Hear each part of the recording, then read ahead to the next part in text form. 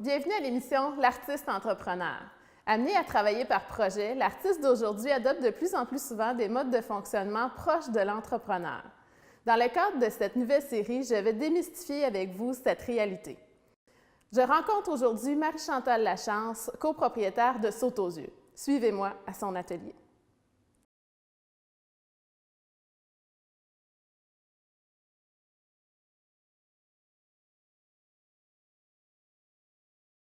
Puis lui, c'est pas pire, parce que j'avais demandé à Stéphane qui apporte son petit nœud papillon, là. D'entrée de jeu, vous êtes deux artistes, deux femmes qui ont fondé l'entreprise il y a 20 ans déjà. Parlez-nous un peu de l'historique de l'entreprise. Bien, l'historique de l'entreprise. D'abord, c'est un peu l'historique d'une longue amitié, parce que Nathalie et moi, on était ensemble au cégep. On s'est rencontrés là, en art. Après, on a fait l'université ensemble, on a fait l'enseignement. Puis, rendu sur le marché du travail, on s'est rendu compte qu'il n'y avait pas suffisamment, qu'on n'aurait pas de poste à court terme de travail stable. Donc, on a enseigné toutes les deux des petits mandats à gauche, à droite. Puis finalement, bien, on a décidé de se lancer en entreprise et de quitter le milieu de l'enseignement. Donc, il y a eu une opportunité d'affaires, il y a des possibilités qui se sont ouvertes à vous. Mais en fait, on l'a créé, cette opportunité-là, dans le sens que moi, je tripais bien gros avec la peinture. Chez nous, dans mon appartement, je faisais plein de décors, toutes sortes d'affaires qui étaient visuelles. Puis Nathalie, elle, était plus du côté sculptural, mais elle avait toujours eu quand même une grande sensibilité au niveau de la peinture. Donc, ensemble, on s'est dit, bien, on va essayer de développer différents produits, différentes techniques qu'on pourrait offrir aux autres. Puis là, bien, quand on a eu fait tout ça, bien là, on s'est dit, OK, c'est super. Comment est-ce qu'on fait pour vendre ça maintenant? Est-ce que vous avez fait un plan d'affaires au départ? Oui, justement, parce que là, c'est beau avoir plein de beaux échantillons, d'avoir des belles photos, un tout petit portfolio quand même, mais ça en prenait un au départ. Ça fait que quand on a vu que tout le côté administratif, comment vendre ça, comment aller chercher notre clientèle, à qui on vend ça, comment on fait ça, bien, c'était juste une petite portion. Fait qu'on a fait un cours de lancement d'entreprise. Dans ce cours-là, on faisait un plan d'affaires. Puis, dans le plan d'affaires, bien là, on définissait toutes les avenues plus administratives d'une business. Et puis, suite à ça, vous avez décidé de fonder Saute aux yeux. Quelle est la mission de Saute aux yeux? Bien, Saute aux yeux. Évidemment, je dirais que en faisant notre plan d'affaires, on s'était vraiment posé les bonnes questions, incluant études de marché.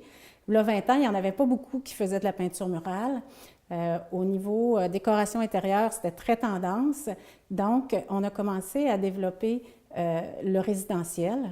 Ensuite, on s'est en allé vers le commercial parce que rapidement, il y a eu une demande pour le commercial. Et puis, petit à petit, on a commencé à faire des murales et à se spécialiser dans ce qui était plus artistique. Donc, on délaissait un petit peu les faux finis pour se spécialiser dans la peinture murale. Et puis, vous avez fait aussi quelques projets sociaux un petit peu.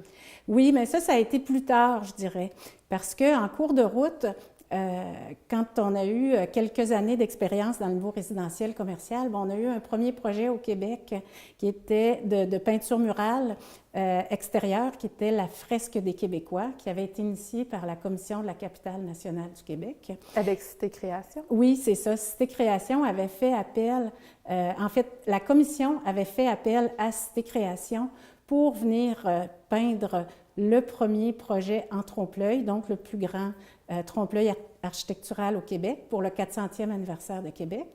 Et de là, la Commission a demandé à ce qu'il y ait des Québécois qui soient sur le projet, donc qui puissent réaliser la fresque.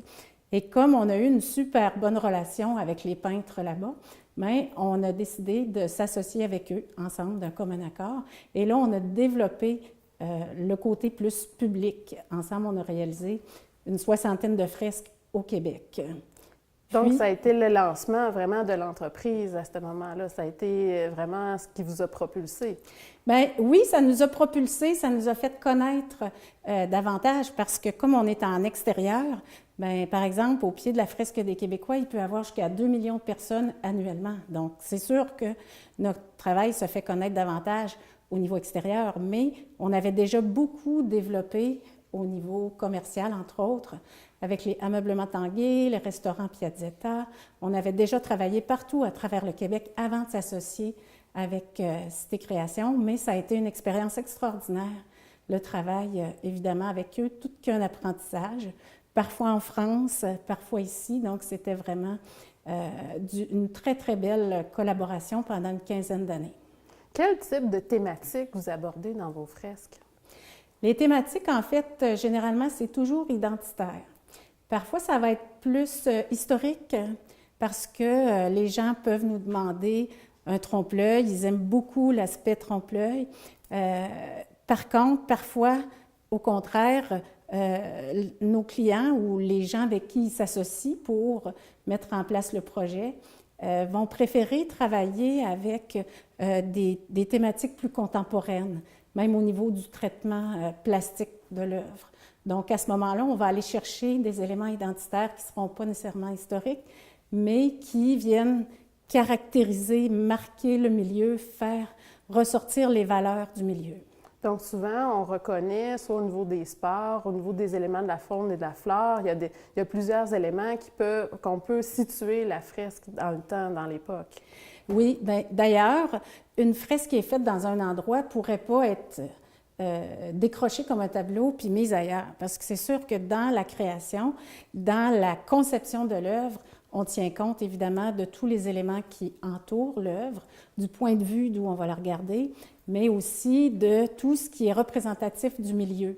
Donc, de cette façon-là, bien, une fresque, même d'un mur à un autre mur juste à côté, ça pourrait ne pas fonctionner dans certains cas. Merci beaucoup, c'est vraiment super inspirant.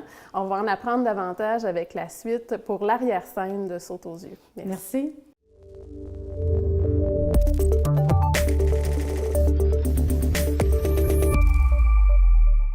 Bien, la murale, la fresque est née d'une collaboration avec Saute aux yeux, Nathalie et Marie-Chantal, qui sont, ceci dit en passant, des filles formidables. Donc, l'approche avec elles, ça a été de voir qu'est-ce qu'on pouvait créer à Saint-Féréol-les-Neiges, quelque chose qu'on pourrait laisser. Et naturellement, dans les discussions et les échanges qu'on a eus avec elle au début, c'est la fresque de l'Église qui est apparue. Parce qu'on leur parlait qu'on est en train de revitaliser le village et tout ça. Et naturellement, la proposition est arrivée, puis j'ai fait comme « wow, on tient quelque chose ». Donc, ça a débuté comme ça. On a créé un comité de citoyens pour réfléchir comment on allait faire ça, qu'est-ce qu'on allait mettre sur cette murale, sur cette fresque-là. Il ne faut pas oublier que 4 murs, c'est toute l'église extérieure. C'est tout simplement magnifique ce qu'on a fait tous ensemble, collectivement. Ce que ça l'a fait dans le milieu, c'est que ça l'a rassemblé. Ça l'a rassemblé les citoyens de tous les milieux, pas juste du cœur du village, mais de toute la municipalité, mais pour réfléchir à comment on le voyait, qu'est-ce qu'on voulait, une belle réflexion. On a intégré également des gens de la fabrique aussi, hein, parce que l'Église, c'est encore un lieu de culte aujourd'hui, donc il fallait faire ça de façon très respectueuse. Fait que tout au long du processus, la démarche s'est faite naturellement de cette façon-là, avec les filles, en respect là, du milieu et des préoccupations, des inquiétudes, un peu de tout le monde. Puis ça donne le résultat qu'on a aujourd'hui. Ce que je peux dire également, et ça quand j'y allais, ça a duré tout l'été, là, ce qui venait me chercher en émotion, c'était les commentaires des gens. C'était les gens qui venaient, qui passaient dans la rue, puis qui klaxonnaient, puis qui faisaient comme ça un signe, tu sais, c'était « wow ». Puis les voisins qui sortaient dans la rue, puis qui venaient marcher, puis qui disaient « ça, là, c'est la maison de Albert », puis tu sentais de la fierté. Moi, je sens qu'on a créé quelque chose là, d'intense, un sentiment d'appartenance, un sentiment de fierté avec cette fresque-là qui est permanente, qui va rester là tout le temps, là. Donc, moi, ça me touchait. Ça m'a beaucoup, beaucoup touché de voir différents témoignages qui venaient voir les artistes. Il y a des gens qui venaient tous les jours prendre des photos, jaser avec les artistes, juste de les voir travailler, moi, ça venait me chercher.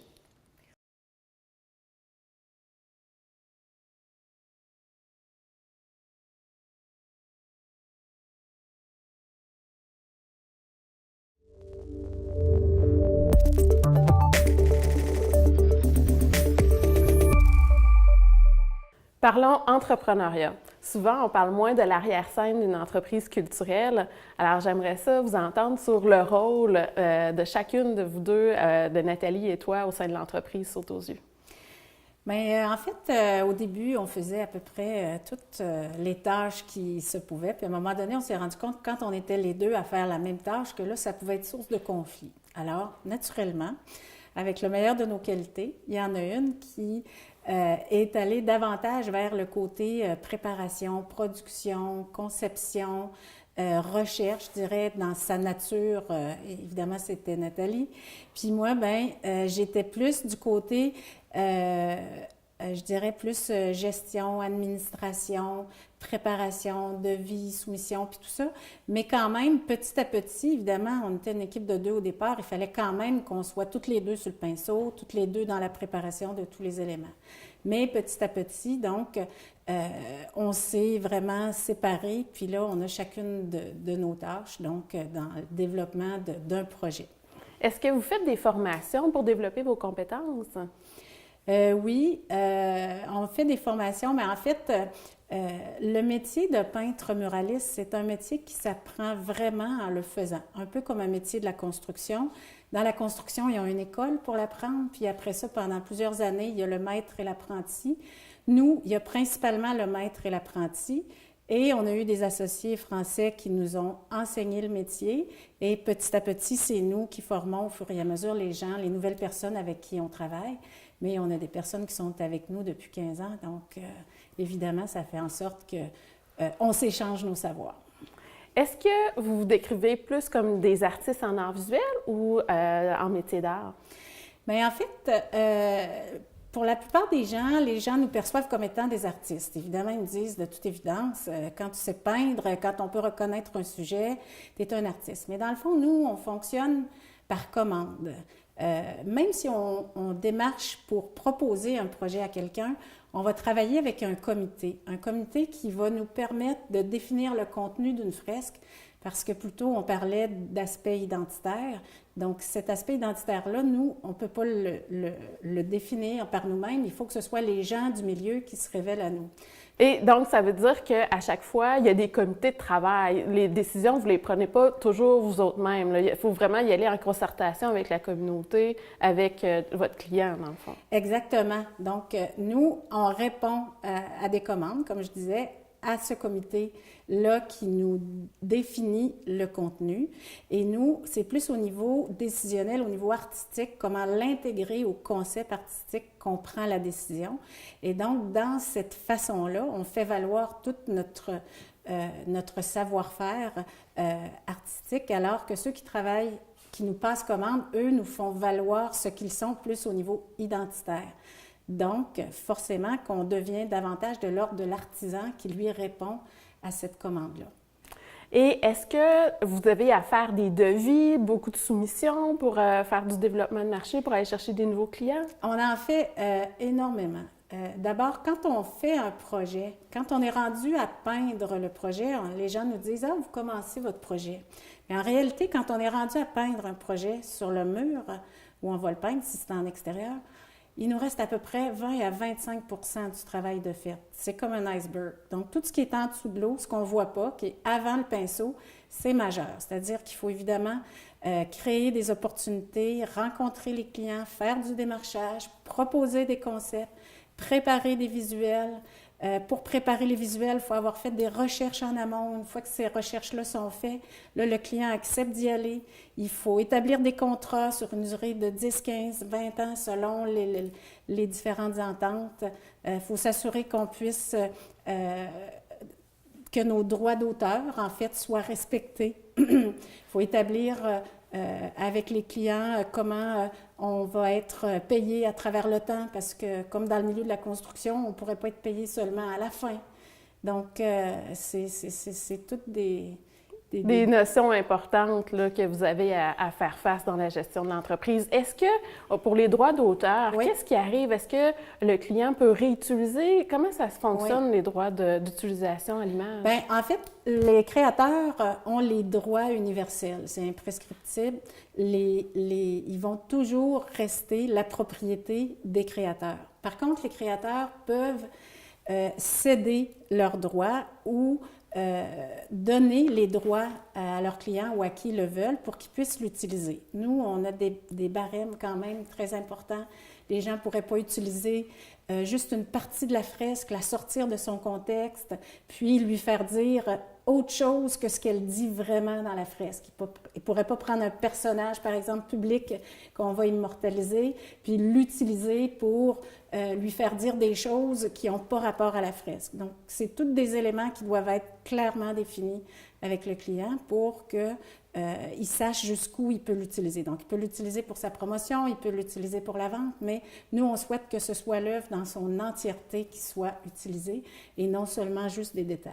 Donc, vous avez des contrats qui sont vraiment très bien écrits. Vous devez faire affaire avec des avocats spécialisés. Vous devez faire affaire avec plusieurs collaborateurs, j'imagine. Ça demande quand même des compétences très, très spécifiques. Oui, bien, on a fait affaire avec des avocats. On a fait vérifier nos contrats, mais de projet en projet, évidemment, on répète. Puis aussi, bien, nos clients ont leur propre réseau d'affaires, mais aussi leur propre réseau non pas de légistes, mais de gens qui vérifient tous les textes de loi. Notamment quand on travaille avec les villes, ce sont les greffiers. Donc, tout est toujours tout révisé. Puis, évidemment, on s'assure de ne pas être perdant, mais d'essayer de demeurer Ça demande beaucoup de vision. gagnant. Alors, j'espère qu'on va pouvoir en savoir un peu plus sur, justement, qu'est-ce qui s'en vient pour les prochains objectifs de l'entreprise, puis, justement, la vision d'avenir de Saute aux yeux.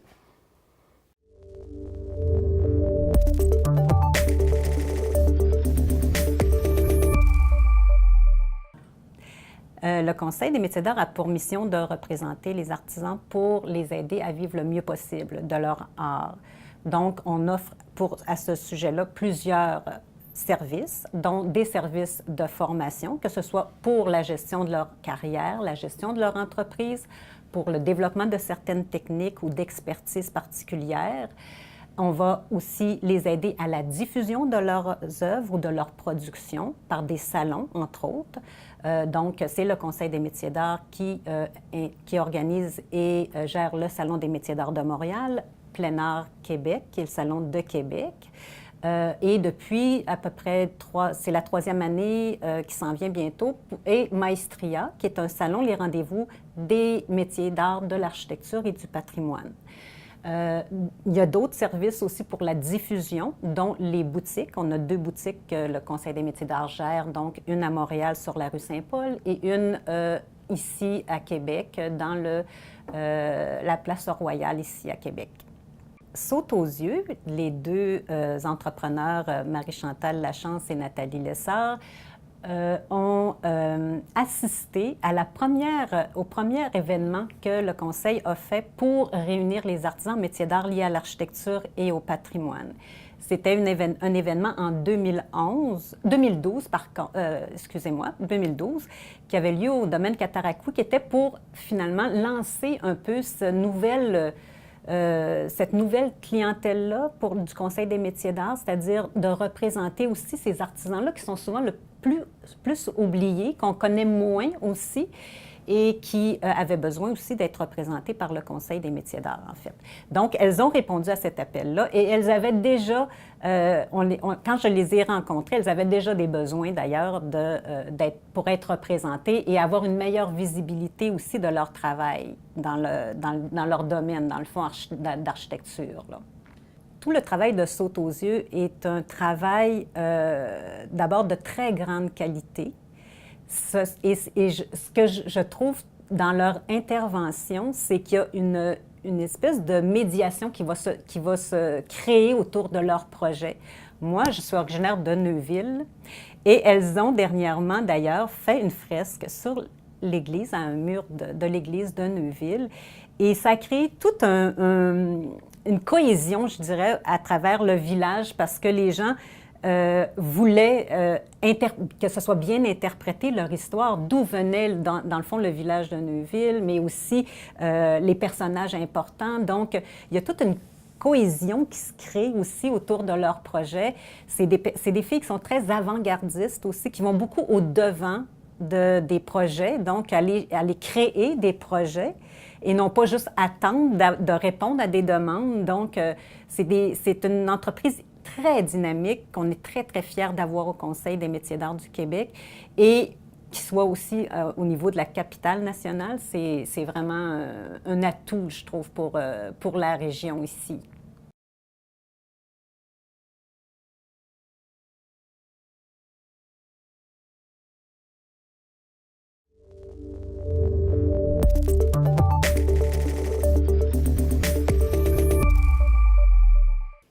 Nous en savons maintenant un peu plus sur les deux entrepreneurs qui composent l'entreprise Saute aux yeux, Mère-Chantal et Nathalie. On va s'attarder cette fois-ci pour les objectifs et la vision de l'entreprise. Comment voyez-vous l'avenir de Saute aux yeux? Bien, l'avenir de Saute aux yeux, c'est sûr que ça fait déjà 20 ans qu'on est là et on en est très fiers parce que dans le milieu des arts, c'est pas facile. En même temps, être un entrepreneur dans le domaine des arts, ça nécessite beaucoup je dirais, de qualité ou en tout cas de complémentarité de notre part. Fait que le futur de Saute aux yeux, il va passer forcément par des personnes qui vont eux aussi avoir les forces qu'on a développées au fur et à mesure. Fait que c'est clair que on espère que Saute aux yeux va perdurer dans le temps. Puis pour ce faire, à chaque année, on forme des nouvelles personnes qui travaillent avec nous. Et puis, qui sait, souhaitons que d'ici une quinzaine, une vingtaine d'années, parce qu'on pense qu'on va être encore là dans une quinzaine, une vingtaine d'années, évidemment, il y aura une relève qui va nous suivre et qui va prendre les rênes de l'entreprise. Donc, vous avez actuellement des apprentis? Vous avez actuellement des jeunes muralistes dans votre équipe? Bien, on a des jeunes muralistes. On en a qui ont une expérience, je dirais, moyenne. On a Gitane qui est avec nous depuis 15 ans. Donc, c'est sûr que la force va venir des qualités complémentaires des gens qui vont s'unir. Nathalie et moi, on est chanceuses.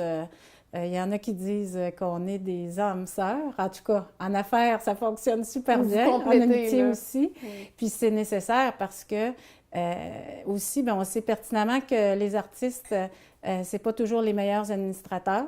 Donc là, bien, je pense qu'avec chacune de nos forces, on fait finalement une bonne équipe.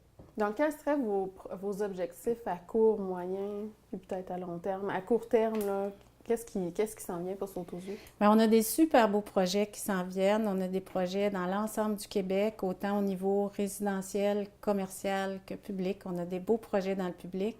Puis nous, on veut continuer à développer le côté social de notre entreprise parce qu'on travaille avec des jeunes.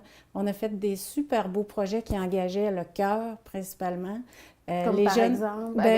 On a travaillé au Collège des Hauts-Sommets. Là, on est en train de travailler un projet avec Laura Les Merveilles qu'on va dévoiler bientôt. Mais ce sont des projets, en fait, qui nous permettent de partager notre savoir, de partager le bonheur que nous procure notre travail, notre passion. Parce qu'avec ces gens-là, on les amène autant dans la conception jusqu'à la fin de réalisation, dans toutes les étapes. Donc, ça leur permet de vivre l'expérience peinture murale, puis de vivre aussi l'impact dans le milieu, parce que les gens qui apprennent sur le projet, bien, sont fiers, sont contents de voir que les gens qui connaissent les ont réalisés. Donc, ça leur donne confiance en eux et ça développe un sentiment d'appartenance. Fait que ces projets-là, pour nous, c'est des projets qu'on va toujours vouloir développer. Est-ce que avoir un impact social, est-ce que avoir un impact dans votre communauté, c'est important pour Saute aux yeux? Bien, oui, ça l'a toujours été. En même temps, on est très impliqués à différents niveaux, que ce soit dans le regroupement des intervenants culturels de la Côte-de-Beaupré, que ce soit dans l'Alliance Affaires Côte-de-Beaupré.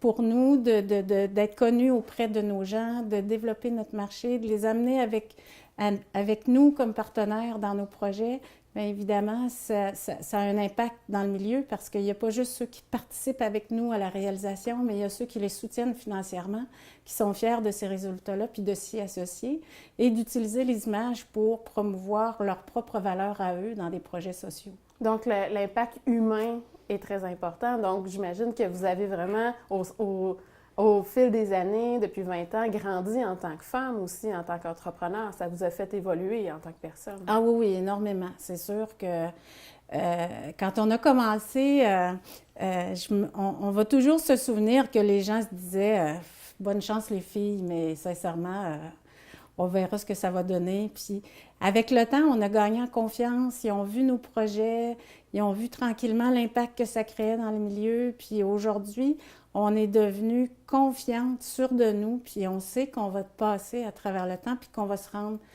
encore plus loin que où ce qu'on est rendu, puis c'est ça qu'on souhaite, puis on sait qu'il y a des super beaux projets qui nous attendent. Est-ce que, en fait, vous êtes aussi deux belles sœurs dans la vie, vous vous côtoyez en tant que voisines, vous êtes femmes d'affaires qui vivez ensemble.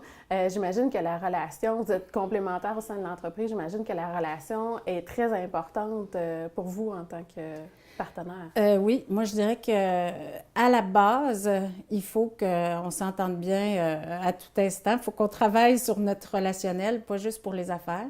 Parce que si les choses tournaient pas comme attendu, comme espéré, mais je dirais qu'à tous les jours, si on sent qu'il y a un grain de sable, on fait le point, on fait le ménage, on s'en parle, il faut discuter, il faut épurer à tous les niveaux, que ce soit la belle-sœur qui parle des enfants, peu importe, mais surtout en affaires, évidemment. Est-ce que, je sais que vous avez l'intention d'avoir des projets qui vont avoir un impact, entre autres, bon, avec les Autochtones, avec les femmes, on en parlait tantôt, pour vous, c'est très important. Quel type de projet que vous voyez? Bien, tantôt, on parlait d'un côté social. Pour nous, ils prennent grande place parce que ces projets-là, c'est vraiment des projets de cœur.